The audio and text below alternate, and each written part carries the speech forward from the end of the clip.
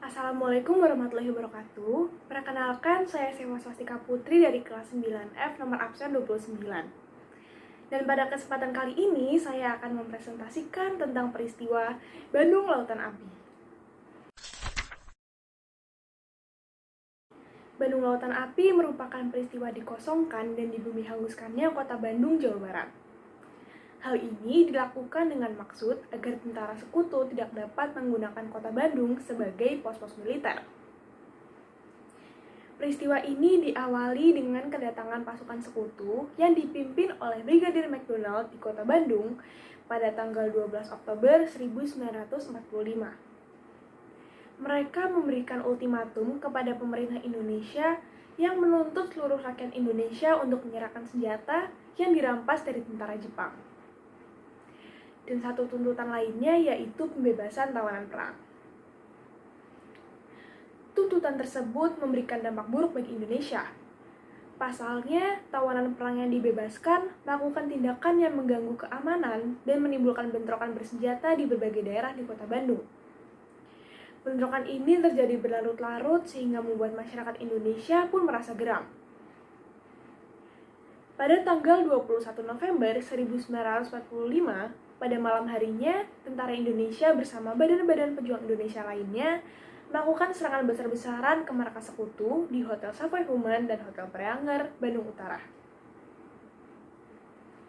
Perlawanan yang dilakukan oleh bangsa Indonesia ini membuat kondisi sekutu cukup merasa terperangah. Namun, alih-alih menyerah, pada 3 hari berikutnya, tanggal 24 November 1945, McDonald membalas serangan tersebut dengan mengeluarkan ultimatum yang ditujukan kepada Gubernur Jawa Barat pada masa itu, yaitu supaya rakyat Indonesia dan tentara mengosongkan bagian Bandung Utara. Dan ultimatum tersebut harus dilaksanakan selambat-lambatnya pada pukul 12, tanggal 29 November 1945. Rakyat Indonesia tidak menghiraukan ultimatum tersebut, dan selama bulan Desember banyak bentrokan senjata, pertempuran gerilya dan lainnya terjadi di beberapa tempat di Bandung dan berlangsung selama berbulan-bulan. Karena sekutu kewalahan dan gagal menyelesaikan konflik yang berlarut-larut, membuat posisi pasukan sekutu semakin terdesak. Pada tanggal 23 Maret 1946, Brigadir McDonald kembali mengeluarkan ultimatum yang kali ini ditujukan kepada Perdana Menteri Indonesia, Sultan Syahrir. Ia memerintahkan selambat-lambatnya pada tanggal 24 Maret 1945, pada pukul 00, pasukan Indonesia harus sudah meninggalkan Bandung sejauh 10-11 km dari pusat kota. Kolonel A.H. Nasution yang selama ini mengomandoi tentara Indonesia di kota Bandung dengan tegas menolak ultimatum tersebut yang juga didukung oleh Jenderal Sudirman. Namun, Sultan Syahrir mendesak Nasution agar menaati ultimatum itu untuk menghindari tumpah darah yang lebih besar lagi. Sultan Syahrir menilai bahwa tentara Indonesia saat itu belum menandingi kekuatan sekutu. Namun, bagaimanapun juga, Nasution harus menaati perintah Perdana Menteri. Kemudian, ia secepatnya mengadakan musyawarah Majelis Persatuan Perjuangan Priangan atau dikenal juga dengan sebutan MP3. Bersama dengan perwira tentara Indonesia, badan-badan pejuang, serta aparat pemerintahan kota Bandung. Hasil musyawarah pun diumumkan oleh Divisi 3 TRI, yaitu untuk membumi hanguskan Bandung bagian utara sebelum kota itu ditinggalkan. Supaya Bandung tidak lagi bisa digunakan untuk kepentingan pasukan sekutu.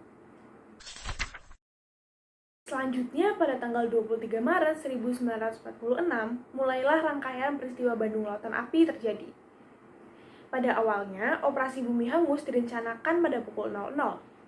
Tetapi pada jam 9 malam, bank rakyat sudah hangus terbakar. Selanjutnya diikuti pembakaran di tempat seperti Bancai, Cicadas, Braga, dan Tegalega. Di sisi lain, di desa Dayakolot, sebelah selatan kota Bandung, terjadi bentrokan hebat antara pejuang Indonesia dengan pasukan sekutu yang menjaga gudang amunisi besar. Dua pejuang Indonesia bernama Muhammad Toha dan Ramdan beri tugas untuk meledakkan gudang tersebut. Mereka berdua gugur setelah berhasil meledakkan gudang tersebut.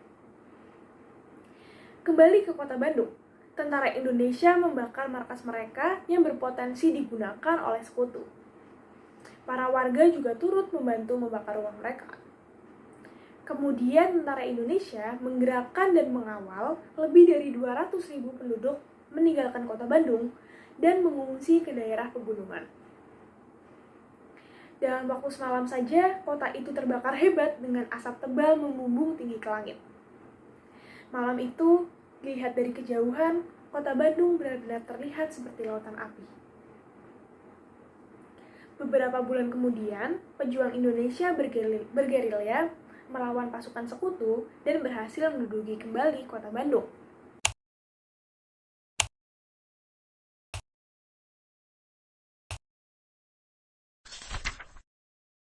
Untuk istilahnya sendiri, Bandung Lautan Api sebenarnya mulai terkenal setelah peristiwa pembakaran kota Bandung itu sendiri. Dari sejauh yang saya baca, ada dua kemungkinan asal mula istilah ini.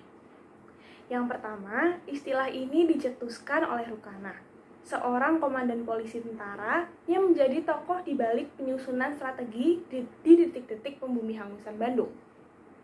Rukana memberikan usul untuk meledakkan terowongan Sungai Citarum di Raja Manda.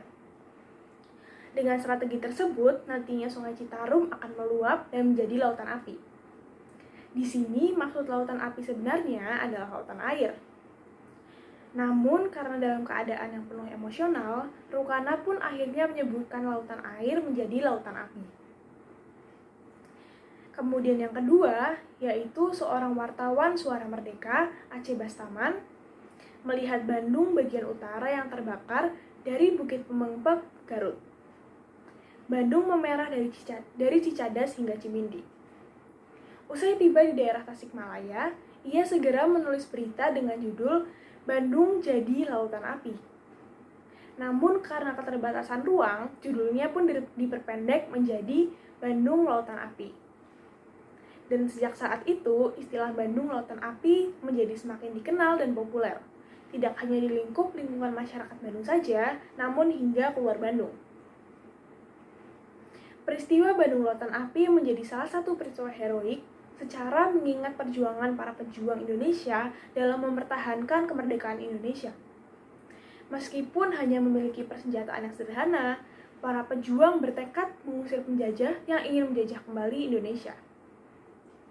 Sebagai penerus dan harapan masa depan Indonesia, sikap rela berkorban dan rasa cinta tanah air yang dimiliki oleh para pejuang tersebut patut kita contoh. Sekian dari saya, mohon maaf apabila ada kesalahan. Wassalamualaikum warahmatullahi wabarakatuh.